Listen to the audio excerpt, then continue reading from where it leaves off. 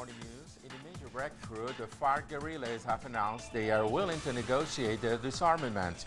The announcement comes ahead of a new round of peace talks in Havana. The rebel group said that the victims' preparation point of the agenda will be resolved very soon.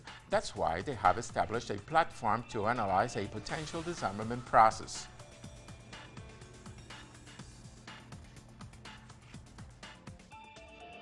While we are closing the point of the agreement on the victims, we have built the platforms to analyze the topic end of the conflict, and we have made progress on some initiatives regarding the sixth and final point of the aforementioned agenda. And still in Colombia, the Attorney General received the testimony of several journalists that would be victims of illegal spying. The investigation follows a scandal which began after journalist Vicky Davila accused the national police of spying on her. The Colombian police chief is under wide scrutiny after journalists unveiled a network of illegal businesses which would allegedly trace back to the chief of the police, General Rodolfo Palomino.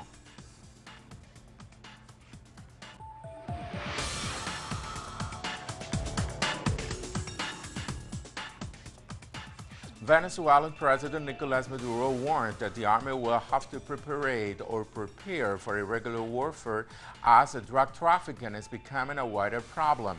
President Maduro, who spoke to the armed forces, also added that the opposition has had a circumstantial success, but will continue to use their threats to gain popularity. The head of state urged the army to create a special counter-narcotics unit to deal with large-scale drug operations, which he said the U.S. DEA is involved in.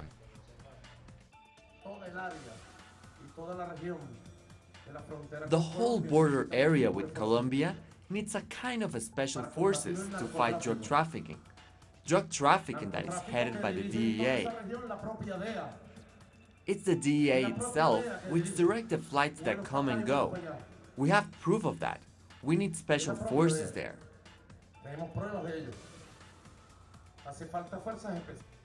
Costa Rican President Luis Guillermo Solís arrived in Havana on Sunday for a visit that will focus on the Cuban migrant crisis in Central America.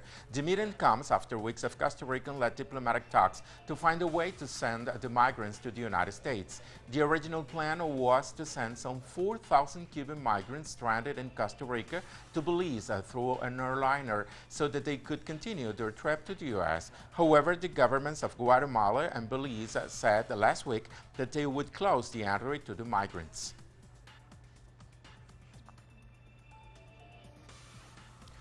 Thousands took to the streets of São Paulo to call for the ousting of President Dilma Rousseff. Right-wing and opposition activists gathered to renew calls against the government and the ruling Workers' Party. The move comes a day before the Congressional Ethics Committee will decide if it will investigate the lower House Speaker Eduardo Cunha over corruption. Cunha has led calls for Rousseff's impeachment.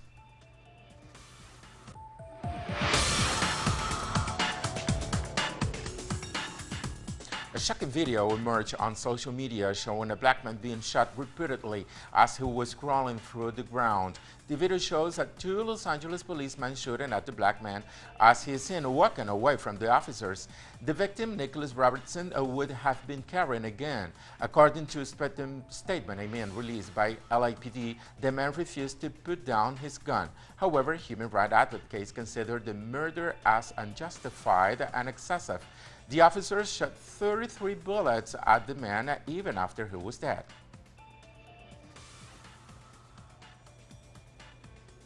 And Western nations are suddenly concerned for Libya. The country, which had been in an internal war since Muammar Gaddafi's ousting in 2011, has become a priority for Western leaders after new rappers claimed the Islamic State group is planning to establish its headquarters in the city of Sirte. Negotiators in Rome said they were expecting a deal to be signed on Wednesday this week.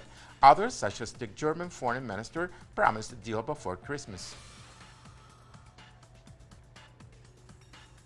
And the United Nations humanitarian chief Stephen O'Brien is visiting Damascus. The UN officials' arrival occurred at the time mortar shells were being shot by rebel forces.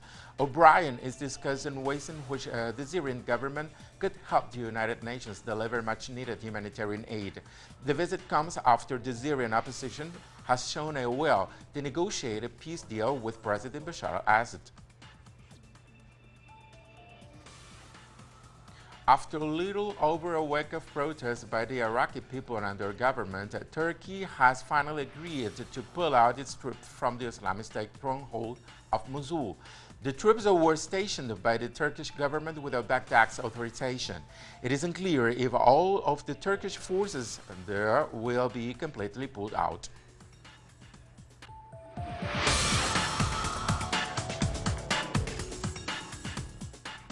Despite the Caribbean heat, hundreds of Venezuelans put on their Santa Claus costumes to race in the first Santa run.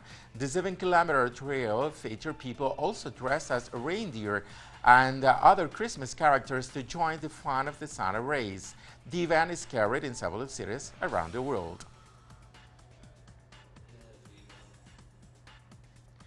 Grammy winner and acclaimed Puerto Rican artist Olga Tañón closed her Cuban tour with her second and last performance in Havana, where she sang to a crowd of thousands of Cubans at the Malecón front.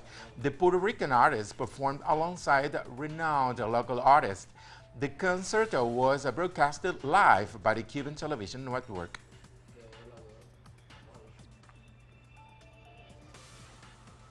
More on these on our website telesurtv.net/English. Thank you for watching. Have a good day.